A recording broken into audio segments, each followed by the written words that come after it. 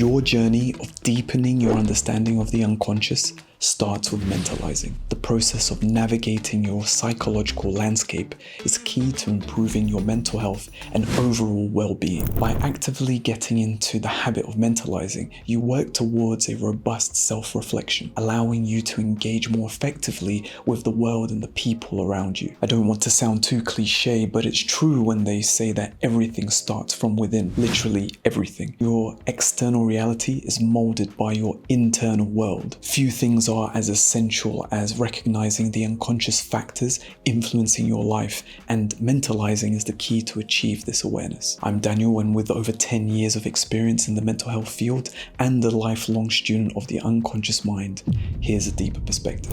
What is mentalizing? Mentalizing refers to the capacity of understanding and interpreting your own thoughts and emotions, as well as the thoughts and emotions of others. To mentalize is to observe internal feelings, desires, intentions, and beliefs to gain insight into your own mind and the mind of those around you. You might notice in yourself a negative emotion like sadness and understand its cause, like a recent loss of a loved one. Similarly, you might see a friend acting a bit distant, and even if they haven't explicitly expressed it, you can sense that they are feeling stressed or anxious. That's mentalizing. It's you stepping back and making an introspective observation to gain insight into your own or someone else's mind. There's another way you could view this.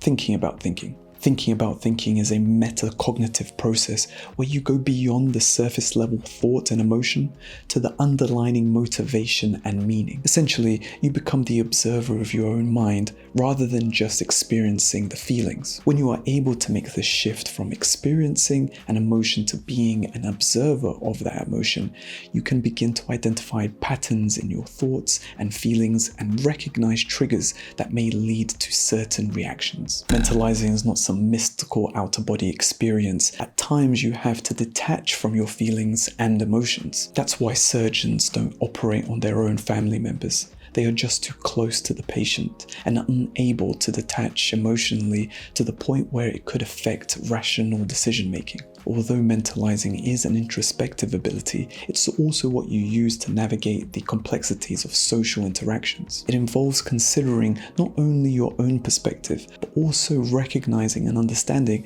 the perspectives of others. Simply put, to understand others, you must start by understanding yourself. It's only when you reflect on your own internal complexities that you can begin to truly emphasize with the emotional world of those around you. Essentially, you use yourself as the yardstick. When buying a gift for a friend, simultaneously you reflect on how you feel about that gift and mentalize on how your friend will feel when receiving it. You comfort a friend by putting a consoling arm around their shoulder because you mentalize on how this would be comforting for you. You can use mentalizing for good as well as for evil. For instance, you may know that a certain comment or action could trigger feelings of fear, anxiety, or distress in another person, and you could exploit this knowledge in a hurtful way. You can inflict pain on people because you know how devastating it would be if you were in the same position. An act of cruelty or kindness is only possible when you can step out of your own mind into the mind of the other. Which brings us to a deeper perspective.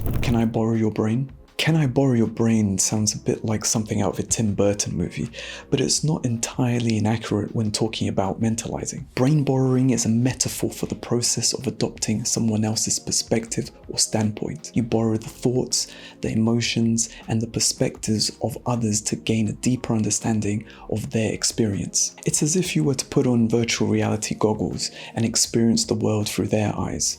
This allows you to truly empathize and understand the other person's reality, rather than just your own interpretation of it. But the term "can I borrow your brain" can be a bit deceptive. It seems to suggest that you replace your own mind with someone else's. You're not so much borrowing someone else's brain like you might borrow someone else's car. Instead, you're attempting to view the world through their perspective while filtering it through your own mind. Your own perspectives experiences, and beliefs play a key role on how you interpret another person's inner world. This process of brain borrowing requires an open mind and willingness to let go of your own biases and assumptions. It also takes practice and effort to truly understand another person's perspective. This is particularly helpful when you're trying to come to a mutual understanding. But borrowing someone else's brain is not always beneficial. If you're not able to have a neutral stance, you might end up imposing your thoughts and feelings onto them. Maintaining your own individuality while empathizing with the emotional worlds of others is a tricky balance to strike. It's actually a skill that therapists need to develop to effectively support their clients. Borrowing someone's brain is fundamental in the therapist-client relationship. However, from the client's perspective, it's less about borrowing someone else's brain, but more about giving your brain to someone else for an hour. The client is entrusting their thoughts, emotions, and experiences with the therapist in order to gain a better understanding of themselves. It's key for the therapist to maintain strict boundaries and detach themselves from their own emotions and perspectives in order to provide an unbiased space for the client to explore their own thoughts and feelings. The therapist becomes a blank canvas for the client to project their own thoughts and feelings onto. The therapist then reflects back what they've observed, helping the client gain a deeper insight within. In a therapeutic context, it's not only the therapist who borrows the client's brain, but also the client who borrows the therapist's brain. This exchange allows each person to understand the other's perspective. When the client borrows the therapist's brain, they gain an important insight into how the therapist perceives them, a view that is generally more neutral. This perspective can be very helpful, particularly if the client is caught up in negative self-perception or has an overly critical mindset. This mutual brain borrowing develops a more balanced mindset that is essential for personal growth, incorporating a fresh perspective untainted by the client's personal emotional turmoil. Mentalizing is an important skill to have in your introspective toolkit. However, good mental health and well-being hinges on balance and equilibrium. So could too much mentalizing be detrimental? Too much mentalizing.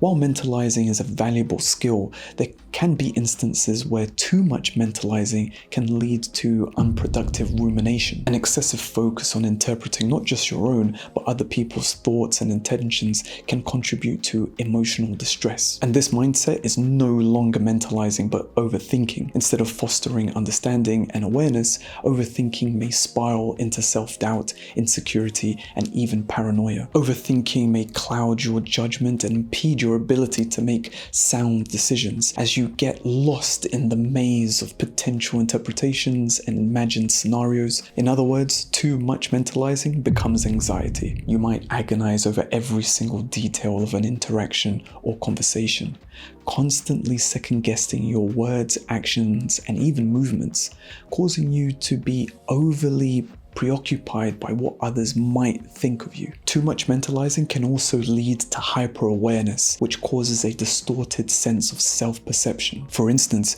you could become overly conscious of your bodily sensations, causing you to unnecessarily worry about illnesses or disease. This heightened sensitivity, known as health anxiety or hypochondria, can transform normal day-to-day bodily sensations into perceived symptoms of a serious medical condition. Too much mentalizing tends to feed into your insecurities. This can result in negative self-talk and a constant inner dialogue of criticism and judgment. And the other extreme is equally as bad. Let's go deeper. Too little mentalizing. On the other end of the spectrum, too little mentalizing can also be detrimental. It makes it challenging to recognize your own emotions, motivations, desires, and fears. It may be difficult to form a stable sense of self and identity because you have a tendency to adopt the opinions and values of others rather than forming your own. Due to the lack of consideration for your own needs and feelings, you are at risk of poor decision making